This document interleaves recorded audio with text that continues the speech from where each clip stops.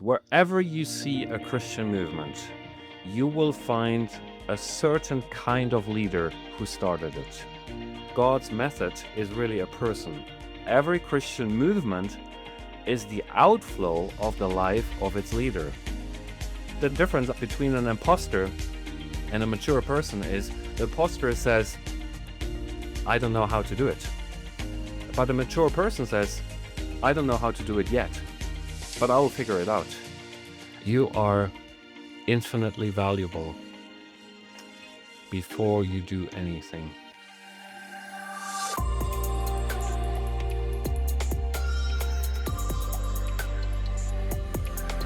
Welcome to the Lausanne Movement Podcast. I'm your host, Jason Watson, and today I'm joined by Dr. Emanuel Prinz, a researcher, movement coach, and practitioner whose research into more than 170 Christian movements has uncovered remarkable insights into the kind of leaders God uses to catalyzing lasting kingdom impact. Together, we explore what leaders who start movements have in common, from their deep hunger for God and a commitment to disciple making to the habits, character, and posture that leads to lasting faithfulness. If you're listening, we'd love for you to join the conversation in the Lausanne Movement Podcast space on the Lausanne Action Hub, where you can share your thoughts and engage with our podcast community. And if this episode encourages you, please consider leaving a rating and review, as this helps others find the podcast too. But for now, let's dive into today's interview with Dr. Emanuel Prinz. Well, Dr. Emanuel Prinz, welcome to the podcast. It's great to have you with us. Jason, I'm excited. Let's make this a great conversation today. Yeah, I mean, ever since Dr. Matthew Newman connected us via email and recommended you to the podcast, I had been keen to have this conversation.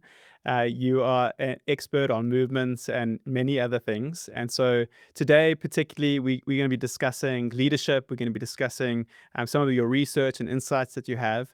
And so I'm really excited to dive into that and curious to find out what we have to learn as a podcast audience. I love jumping in at the start of the interviews and just hearing the backstory.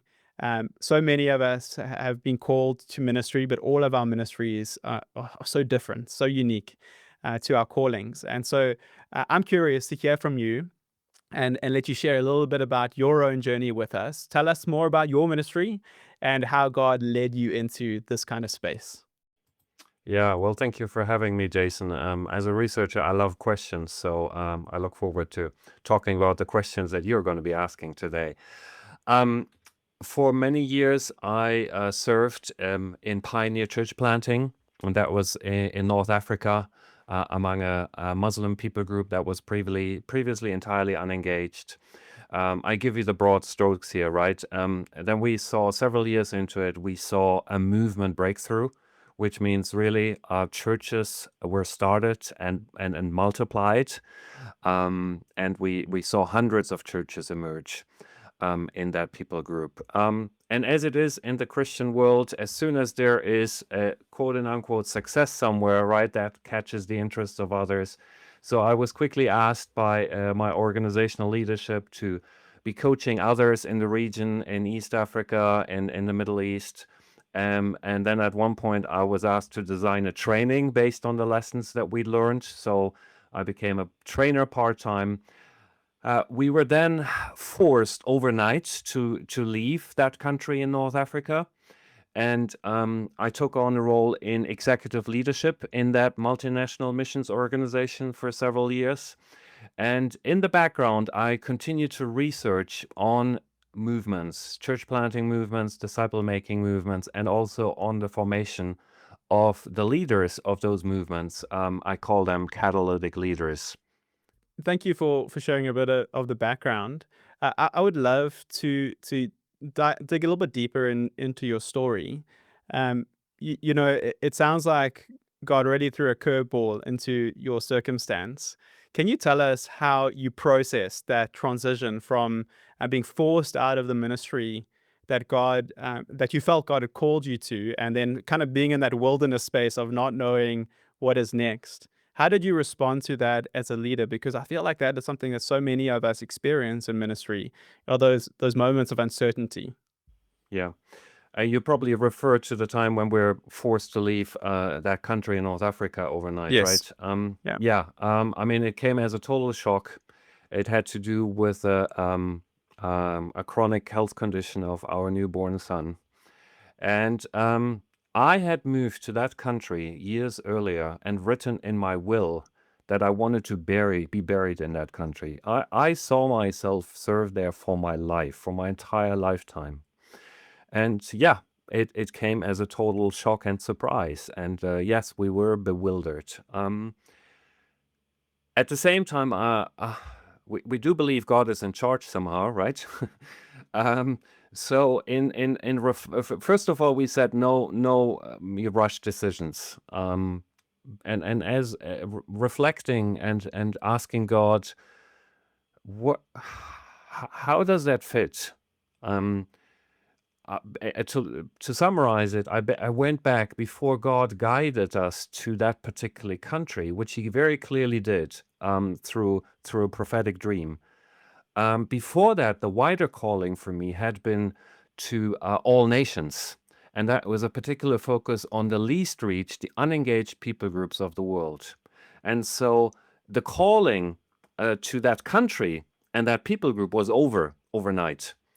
But it doesn't mean that God had abandoned the general calling on my life. He basically broadened it. And of course, in hindsight, we're always smarter. Years into it, as I then took on a role as one of the executive directors of the mission agency, I realized actually God used it to expand my calling. Before that, it was pioneering in that particular country. And now God had given me an opportunity to pioneer new engagements across the entire Muslim world. But of course, we figured that out only years later. Yeah. Yeah, it reminds me of that scripture in Romans 8, which speaks about how God works out all things for the good of those who love him. And I think it's so helpful to hear stories like yours, to be able to hold those stories in our hearts, because we all kind of go through those experiences of having certainty and then suddenly not having that certainty. So Emmanuel, could you share with us the ministry that you're involved in now? Just please give us details. We'd love to hear what you are doing. Today, I serve ministry organizations globally as a consultant and as a coach, also occasionally as training designer. And that is in the area of my expertise in the area of multiplication of disciples and churches. And many use for that phenomenon the label in the area of movements. I do on the side do research, continue to do research in the background with a small part of my time budget, and then publish journal articles, books that come out of this research. But that's sort of in the background. So you've used the word movement and the word multiplication a number of times, and I'm very aware that we've got a global audience, and many of us might understand those terms differently depending on our context. So could you define for us, when you're speaking about movement or when you use the word multiplication, what are you meaning? Yeah. So the most basic definition I use: movements are where disciples make disciples, where churches plant churches, and leaders develop leaders. Of course, there's more sophisticated definitions to this, defining a movement as basically when churches reproduce to the fourth generation and beyond. In other words, there's the original church plants a daughter church, that daughter church plants a daughter church, and another one in at least four generations. But I think the simpler definition helps because it really starts with disciple making. At the heart of every movement, you find that the element of disciple making is strong. Disciples make disciples. And that kind of automatically leads to the multiplications of groups, because if more disciples are made, the groups grow, and then ultimately the groups multiply, right? And then the third level is, I know the theme of leadership is very much on your heart. Actually, it has to start with the leaders in a way, and that's why the element leaders make leaders. It means really in movements, leaders see themselves primarily as disciple makers and as leader developers. So that would be my most simple description of a movement. I'm curious to hear from you. I've been thinking a lot about discipleship and its connection with leadership, and you've kind of alluded to how these two phenomena are connected. And in so many of the conversations I've had recently, some want to almost throw leadership out, um, the baby out with the bathwater. But I would love to hear what your perspective is on the connection between the two and how they're related to each other. I quote here John Maxwell, and I believe he's right on when he says, everything rises and falls on leadership. So how is that? As a leader, I need to ask myself all the question, and these are questions I obviously ask, in fact, leaders that I'm coaching. Am I making disciples? Again, we said at the core of movements is the function of disciple making. Am I making disciples? And then second, how many of them multiply? In other words, those that I have disciples, they now are equipped to make disciples themselves. So that's the first question that every leader needs to be asking themselves. And the second question is, how many of our groups start new groups? So we don't count only just numerical growth. We have grown from a congregation from this size to that size, from 400 to 500. But how many of our groups start actually new groups? And that contributes to our growth. And then, as you said, it starts with the leader. How do I multiply myself as a leader? In other words, how many more leaders am I developing? Why? Because I believe a ministry can only be as strong, as broad, as many as pillars as it has leaders, strong leaders who carry the ministry. So tell me, when you think about the Great Commission, I'm reflecting particularly on our theological working group produced a document leading up to the Fourth Lausanne Congress on the Great Commission being that of going and making disciples. Would you agree that that is at the core of the Great Commission is disciple making?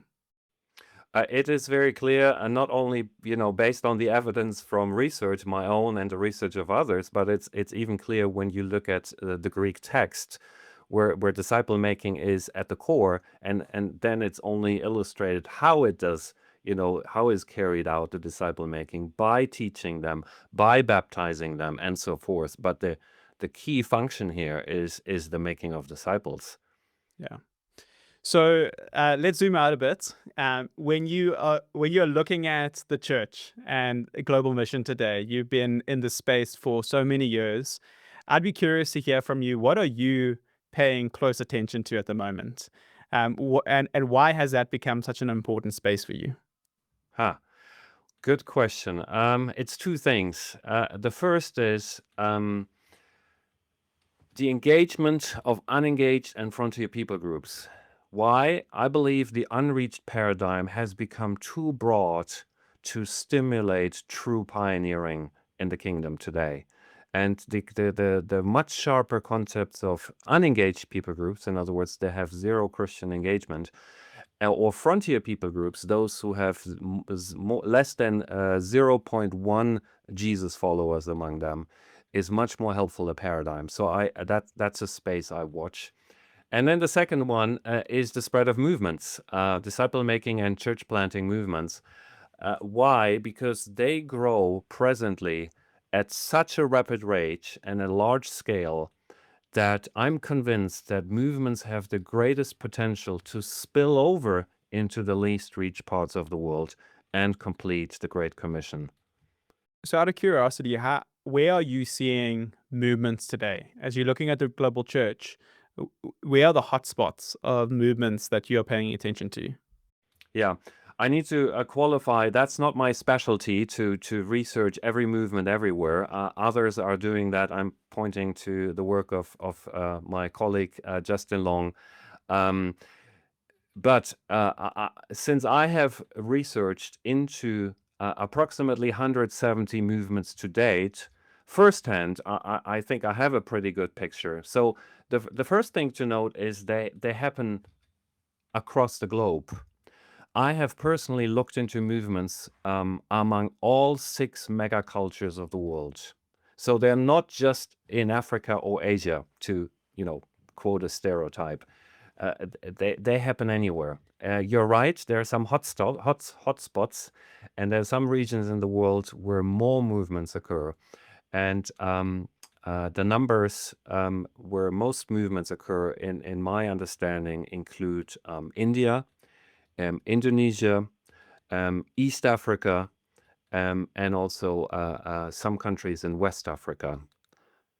And when you are speaking about the 6 megacultures, can you elaborate more on that? Yeah, I hope I will be able to name them here on the spot. But basically, they include what we refer to as a continents, but then they highlight most specifically ethnic Chinese is its own mega cultures, and that's why just because of the massive population, right? And then South Asia, which is largely India and some related smaller countries around, also constitutes its own culture as opposed to the rest of Asia. So that's how they differ from how we view the world in terms of the continent, in terms of geography. So you spent many years learning from movements and from these leaders, as you mentioned. What has that combination of research and then your lived experience in ministry helped you see more clearly as you are today?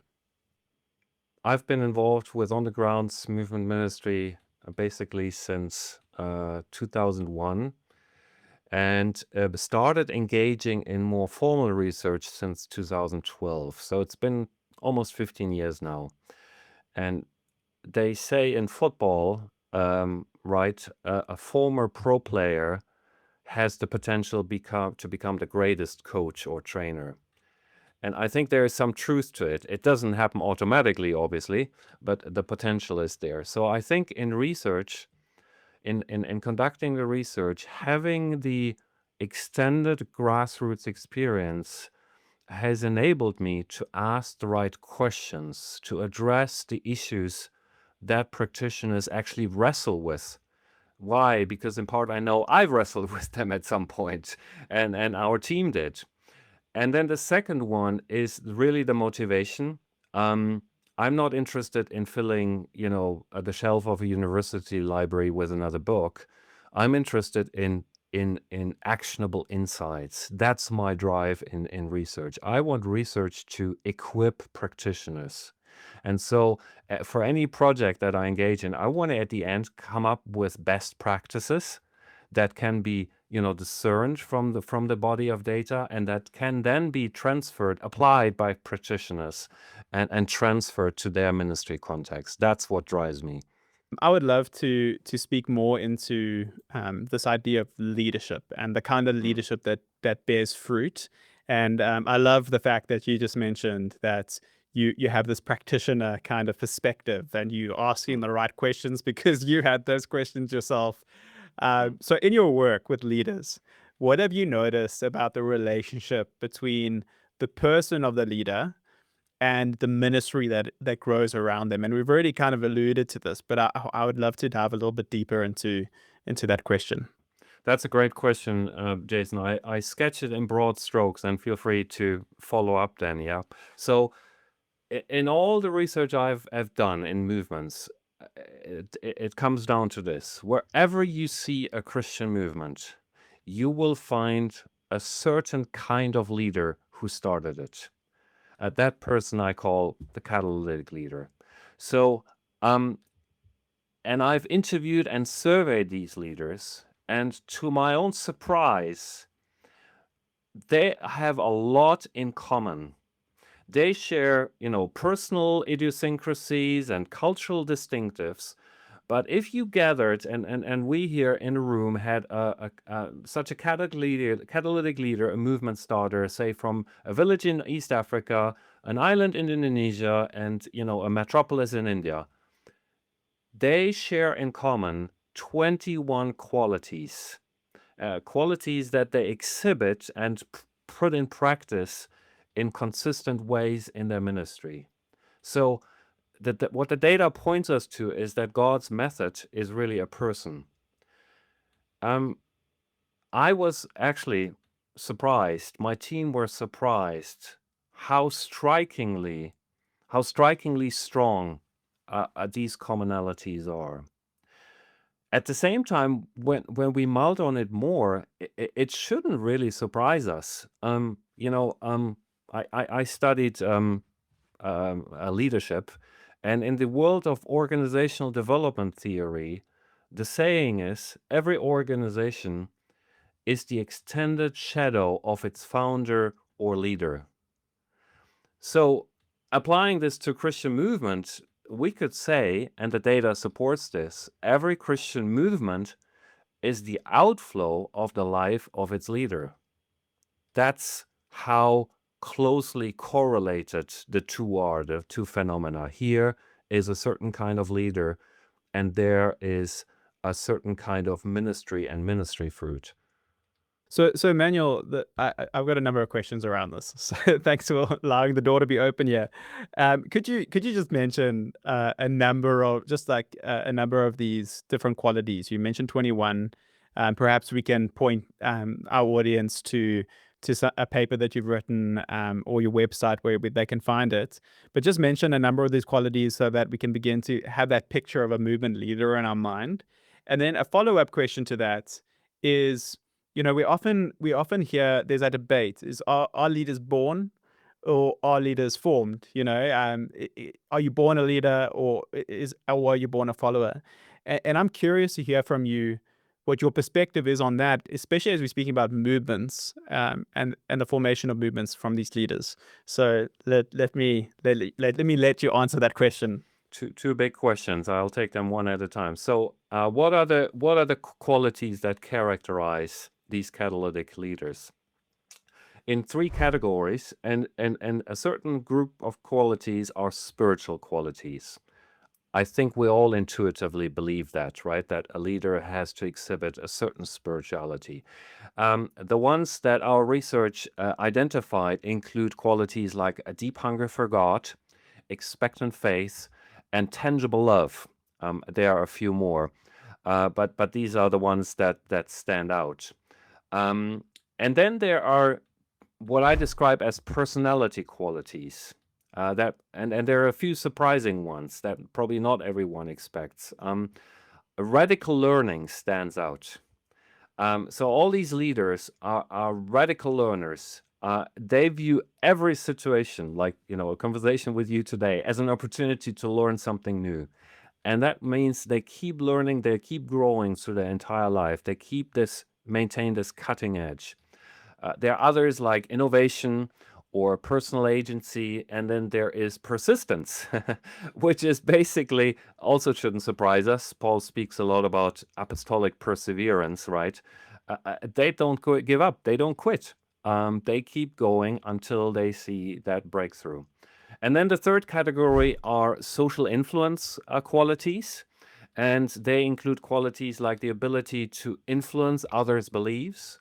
They exhibit a great measure of assertiveness. And here we go again, transformational disciple making. All these leaders remain actively involved at the grassroots level in transformational disciple making. And then they are very empowering. That means they don't hold on to power, but they enable others by delegating, by transferring authority, responsibility to others who are then empowered to become more effective in their leadership ministry. Second question, leaders born or made? The answer is yes, both. Yes, we have a certain DNA that we're born with, each of us. We have certain measures of gifting, but it's both and. And in fact, leadership theory, beyond my own research, makes it very clear every leadership ability and skill can be acquired and can be developed to a very large extent. So, simple example, I'm not musically gifted at all. Like my born level is close to zero, right? But it is very clear that if I was determined to learn a musical instrument like the piano, and I practiced consistently and intentionally over time, I could quite develop a decent level of piano playing. I would never become a Mozart, because I'm not born with that level of giftedness, but I could become a good piano player. And that applies to any leadership ability at all. And I think many Christian leaders, because we talk about so much about being gifted or not, we see that our leadership capacity as too static. And Paul sees it as more dynamic. He exhorts Timothy, for example, fan on the flame of the gift that is given on you. That's a very dynamic image. And in sociology, there is the concept of deliberate practice, which basically holds you can become outstandingly good at anything when you practice it deliberately. Practicing deliberately means to do it intentionally, to do it with a certain amount of practice, but also deliberate in evaluating regularly. How have I improved? What else do I need to improve? And that is true. And I find this amazingly good news for any leader. It's true for any leadership skill. If we just practice it deliberately, we can become much better at it than we think right now. So talk to me and talk to the podcast audience here for a moment. If someone is listening to this podcast, it is likely that they have a deep hunger for God, they have a passion for God's kingdom, and they might hear some of these qualities that you're referring to. Hopefully, the spiritual qualities that they're saying, yes, like I have that hunger for God, I have that deep desire and tangible love.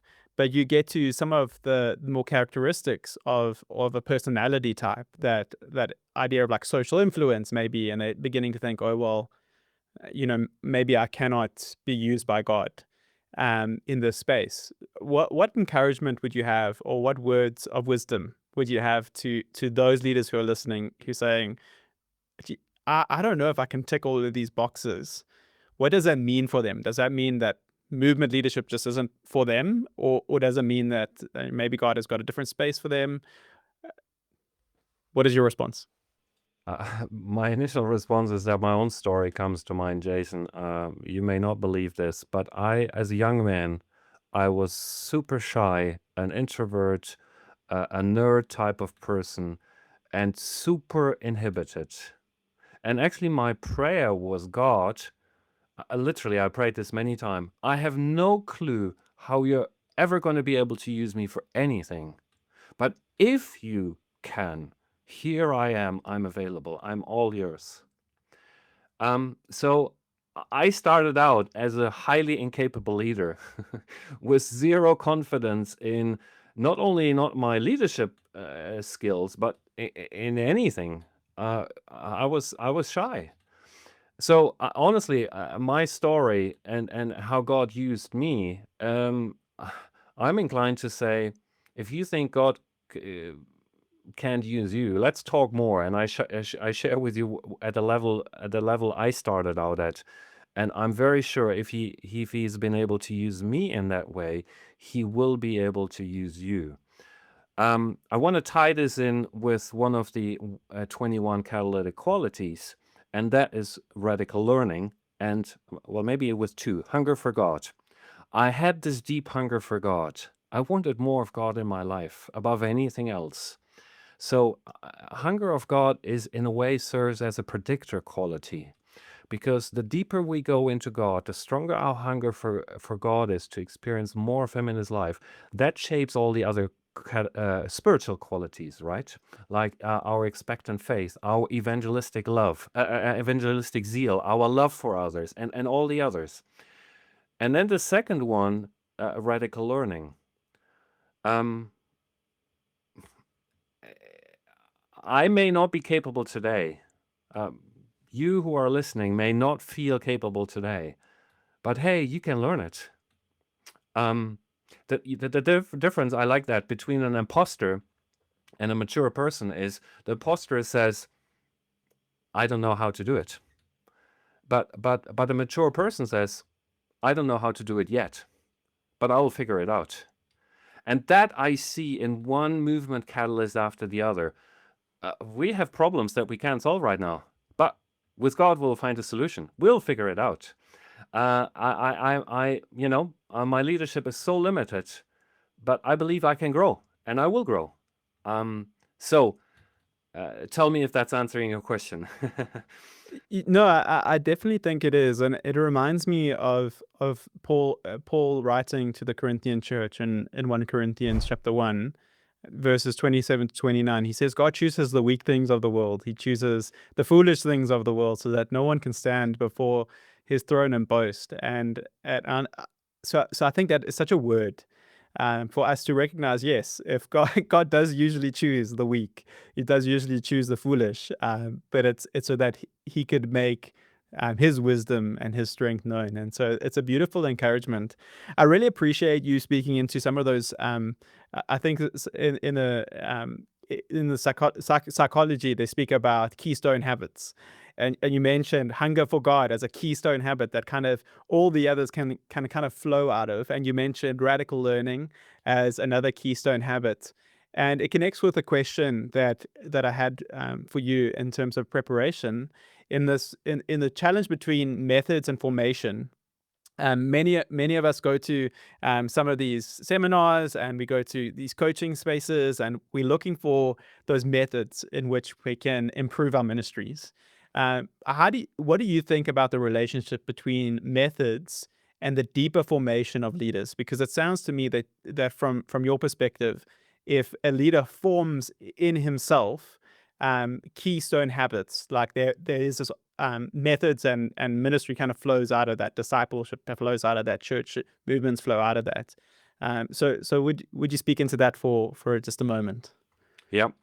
So my team and I analyzed how do these most fruitful leader, arguably you could say they're the most fruitful Christian leaders on the planet, right? Because from scratch usually they start something that involves more than 100 churches and continues to grow into many generations. How do they develop their strategies? And there are two key elements how they do that. Of course, nuances and slight difference, but these two elements are absolutely integral. The first is they develop strategies, as you said, not in a strategy workshop, not in a boardroom with lots of discussion, although this both has a place, but ultimately they build their strategy based on God-inspired vision. In story after story, I hear how the catalysts and their core teams seek God for revelation and say, God, how do you want to use us? What do you hope to achieve through us among our focused population? Speak to us, show us, give us revelation. And God does speak. I told you how it was critical in my guidance that I asked God specifically for a dream, and the very same night He gave me a dream. And I hear that similar stories from one movement starter after the other.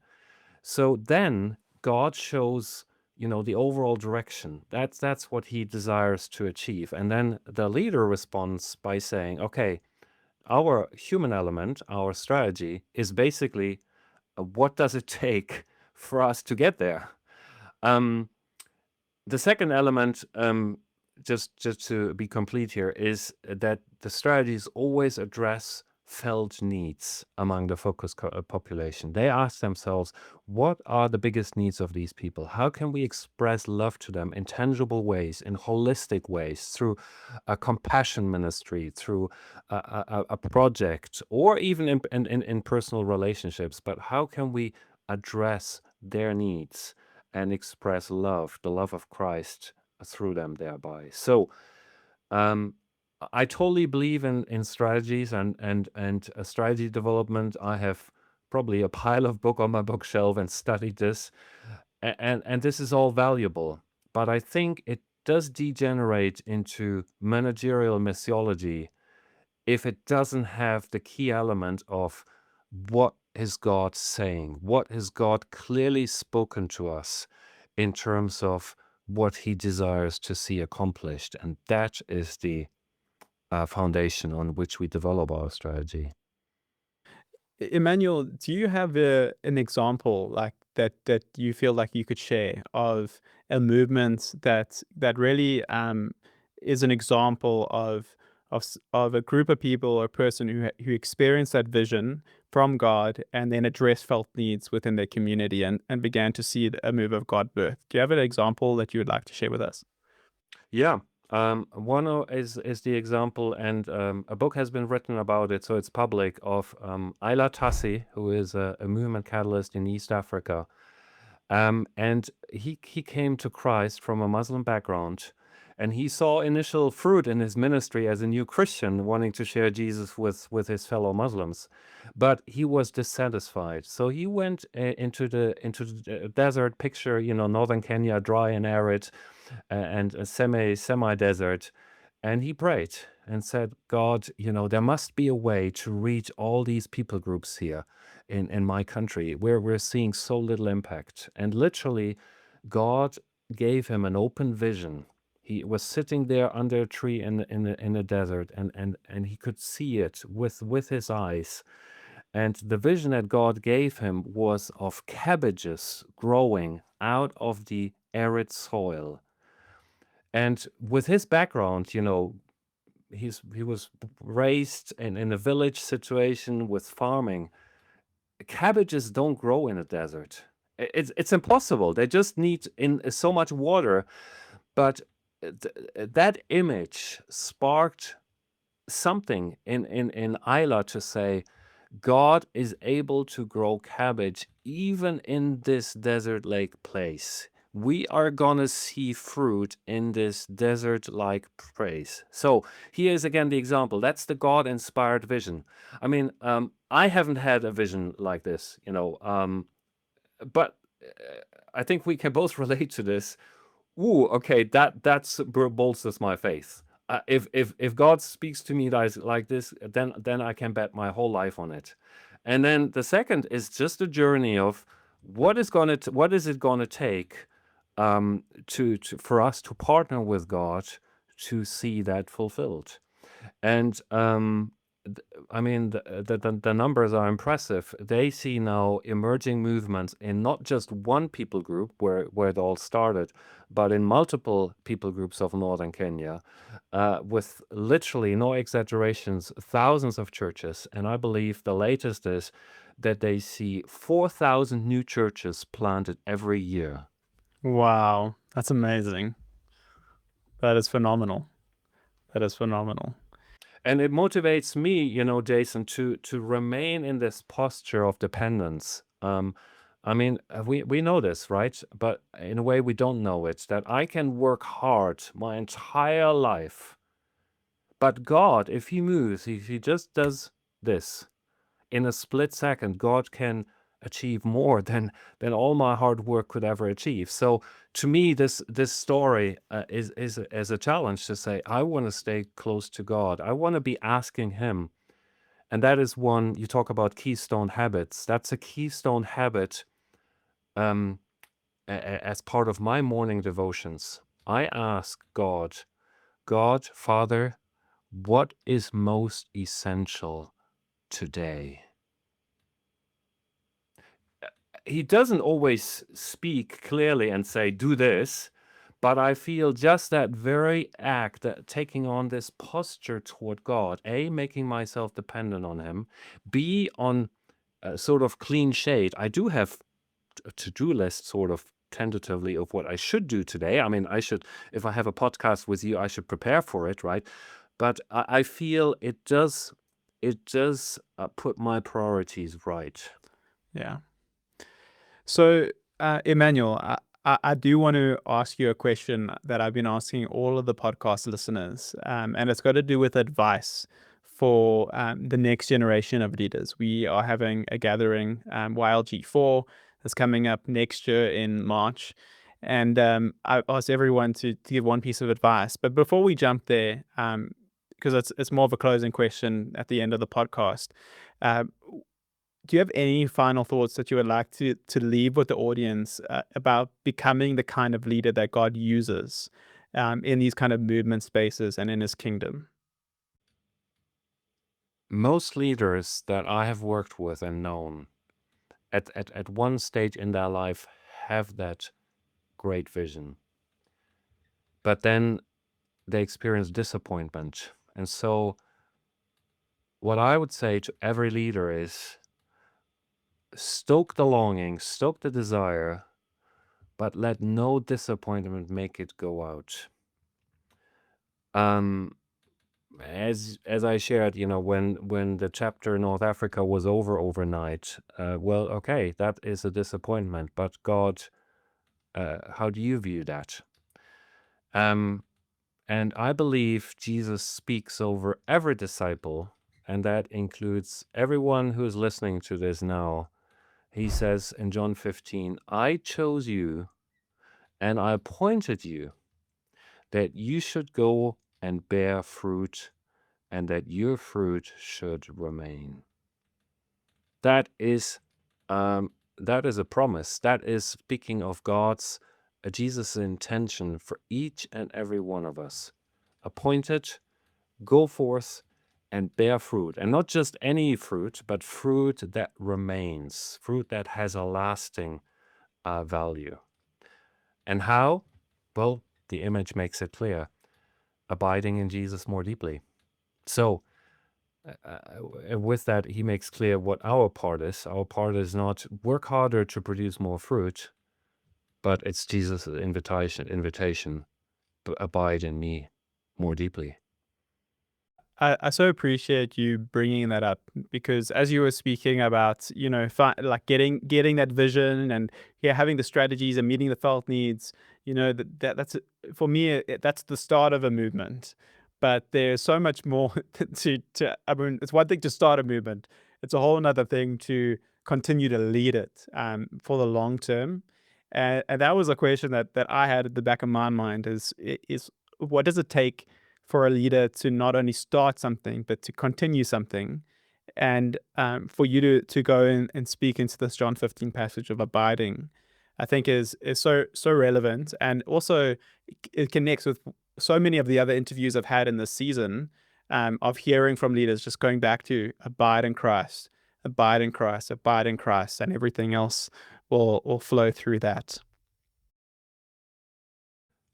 It has been said that ministry is a marathon, and it's a myth I want to debunk. It's not. It leads us to believe that we just have to keep running and keep running and keep running. And I'm a long distance runner. I have run marathon, so I know what I'm talking about. Ministry, in order to be fruitful on the long haul, we need to frame it as a series of sprints where we do sprint occasionally with focus on one task, on one thing that God has given us, but where we then pause. Pause to abide in Jesus, pause to evaluate, pause to let the whirlwind of ministry die down for a moment. Or, well, it doesn't die down, but we withdraw ourselves from it. Because only then the what is going on in our hearts comes to the surface. So I urge everyone who is in leadership to take these breaks, a monthly day of a retreat day, a day spent in solitude and silence, a quarterly, even several days, whatever fits in unique circumstances, but to have these regularly and put them into the book, into the day planner, and protect them by all means. Because then we can recharge batteries, then we can discern motives, then we can realign our hearts with God's. And that, I believe, is needed as much as a car needs an annual checkup or inspection, depending on what the English is you're speaking. It doesn't keep going endlessly. It needs that. And so our hearts need regular checkups and inspections too.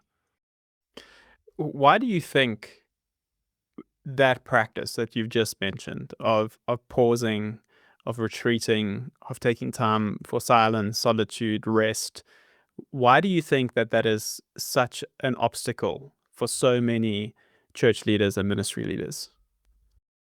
Well, I'll be real honest here, Jason. At the end of the day, we find satisfaction and meaning in what we value most, don't we? And I think too many Christian ministry leaders find too much satisfaction and meaning in productivity and ministry fruit, which is a good thing, but it can turn into a bad thing when we seek validation in it, when we seek our ultimate identity in it, instead of finding deep satisfaction and finding ultimate meaning in our identity. I am the Father's beloved. And today is my retreat day. I don't have to perform. I don't have to produce. I don't have to frantically run around. I can just be Abba's child. And I think because that is so hard, it then requires the self-discipline often that is needed to say, I block out that first Friday of the month or whichever day it is, and I will stick to it. The deeper our desire truly for God, hunger for God, here we go again, right? And the deeper satisfaction we find in just being with God and aligning our hearts with Him, the more easy that becomes, because it's kind of the reward day I'm looking forward to all months. Yes, I love the ministry. I do love it every single day, even with the tough things it brings. I love it. But there's one thing I love better, and that is being with the Father. And so I look forward to that retreat day with him. Yeah, I really appreciate that encouragement, and I think it's a word for so many of us. You know, the challenge of being truly honest and saying where do I find my value? Where do I find my meaning? Because if we can answer that question, we find the root of our identity.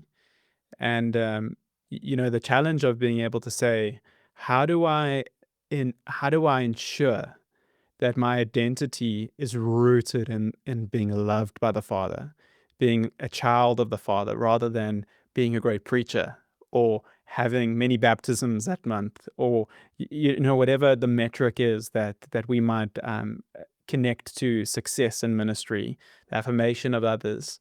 Where do we truly draw our meaning from? And I think it's a word, Emmanuel. So thank you for that. Um, I, I don't know if you've answered the question already, but for the younger leaders who are listening, who are at the start of their ministry, they're got maybe a couple of maybe 10 years into ministry. What words of encouragement? You've seen a lot, you've studied a lot, you've experienced a lot. What word of encouragement would you give to the younger leaders who are listening? The research that I've conducted identified a ministry blocker, a fruitfulness blocker, that came as a total surprise, and that is busyness.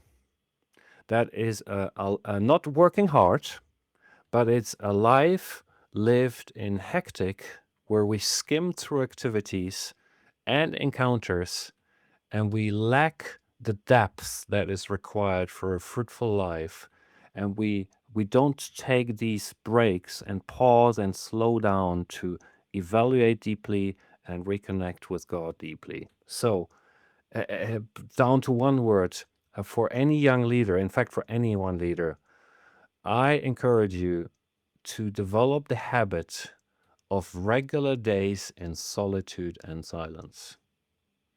One a month, a few days every quarter, but make it a habit.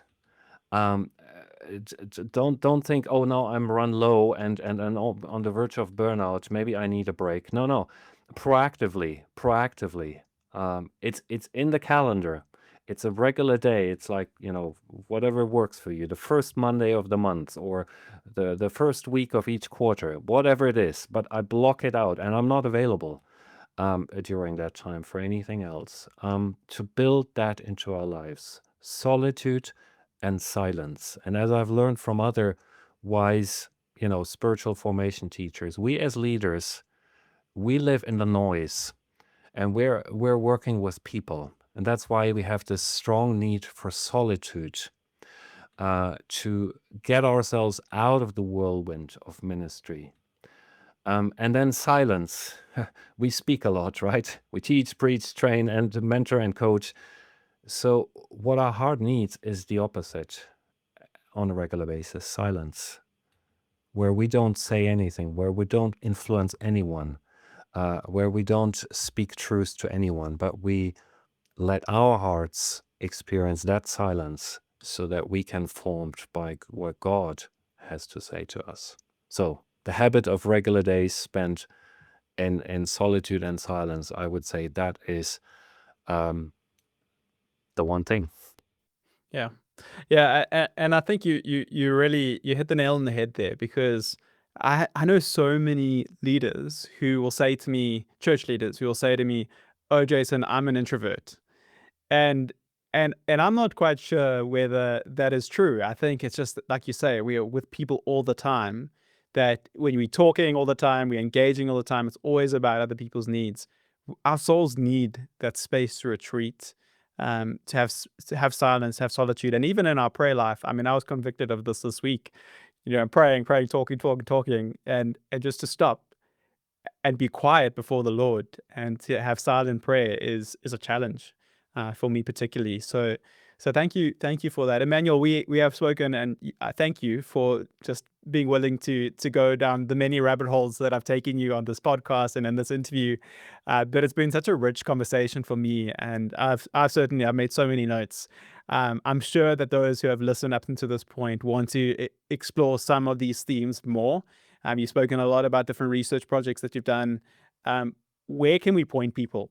Where is there a space where we can link these into the show notes, where they can explore some of these themes in further detail? Yep.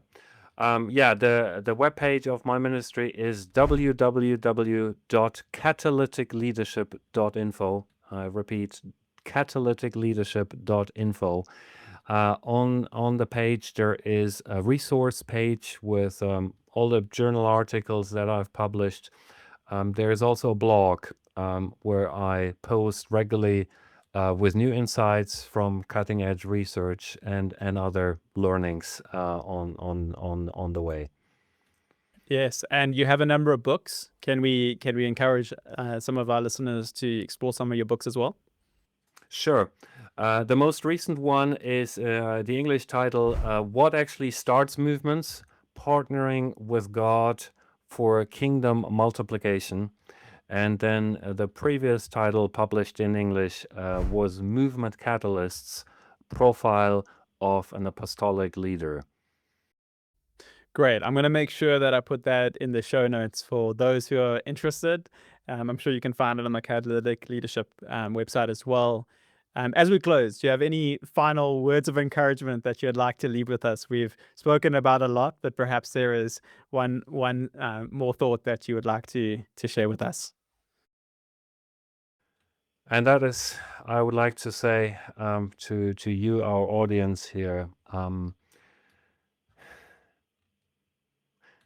you are infinitely valuable before you do anything. And my heart's desire for myself and for every Christian leader is that we would grasp that value and not try to find it in our ministry accomplishments.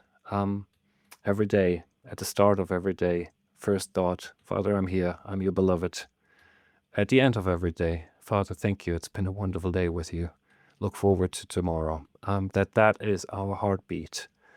And the irony, it seems, is that that will lead to what we want so much, to ministry fruitfulness, because our heart that is filled with God and penetrated with God's reality so deeply, that will be a life that will affect others.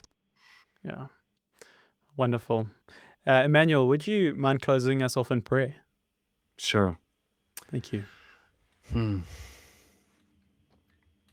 Father, I place into your hands this conversation here today with Jason, and release it to you and say, Father, use our few loaves of fish, a few loaves of bread, and our few fish, and use them to nourish many, to feed multitudes. You are our good God. You are our loving Father. Help us today to be holding your hand and walking through this day with you, and bring your presence to every person we meet, to every meeting we are part of, and to every task that we carry out. For your great glory among every people on the earth. Amen. Amen. Emmanuel, thank you so much for your time. Thank you for the value that you've added to me, and I'm sure the podcast audience that are listening in truly appreciate it. It's been an absolute pleasure, Jason. Thank you for having me.